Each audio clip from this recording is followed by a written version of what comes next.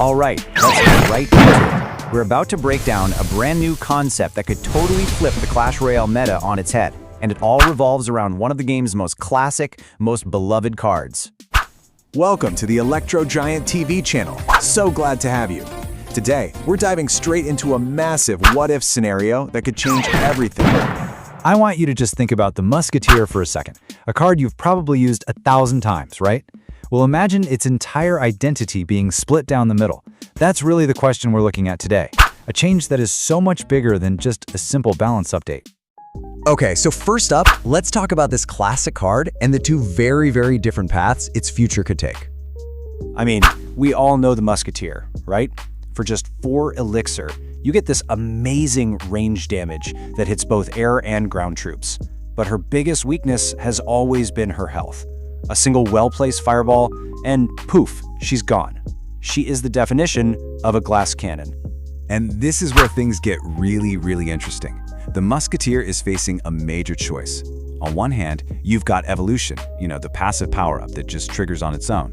But on the other hand, there's this new idea, the Hero path, which gives you active abilities that you control. And the difference between these two is it's huge. Think about it. Evolutions are kind of like a background power that's always cycling. The Hero concept, though, that puts the power squarely in your hands. It costs a little extra elixir, but in return, you get a game-changing ability, just like a champion card. And that's the road we're going to go down today. So, let's get into the juicy details and see how this all adds up to a super high-stakes play that could literally engineer a whole new meta from the ground up. Welcome to what's being called the Engineer's Gambit. The Hero Musketeer still costs 4 elixir to play, but for an extra 3 elixir, you can trigger her ability, the Trusty Turret. And when you do that, she instantly goes from being a simple support troop to, well, something else entirely. 7 elixir. That's the total cost for this one play. And that's a number that should make any serious Clash Royale players stop and really think about the risk they're about to take. And this really shows you why. Dropping 7 elixir on a single card is a massive commitment of your resources. If you play it perfectly, you could create a push that's almost impossible to stop. But if your opponent has the perfect counter ready, that 7 elixir loss can be absolutely catastrophic. This is not a card you can just throw down thoughtlessly. So let's break down the turret itself, because the stats here are super interesting. First off, a 10-second lifetime tells you it's meant for quick, reactive defense, not some long, drawn-out siege. Its DPS is high enough to shred tanks, and it even drops with some area damage, which is perfect for clearing out pesky swarms like goblins. But the real trade-off? That cooldown. 22 seconds is a long time to wait, leaving you wide open. Okay, so we've got the mechanics down. But how does this card's insane power and its pretty serious weaknesses actually play out in a real match? Let's take a look. On defense, this is where the Hero Musketeer is just an absolute monster. The turret acts like a building, so it pulls in big threats like a royal giant. Think about this. For your 7 elixir, you can completely shut down a 6 elixir royal giant, and your Musketeer is still standing to lead a counterattack. That is an incredibly powerful positive trade. But here is the real kicker. Unlike pretty much every other defensive building, the Trusty Turret also shoots at crown towers. What does that mean? It means your successful defense instantly becomes a huge offensive threat that your opponent has to deal with right now. It's like a mini expo that just pops up out of nowhere.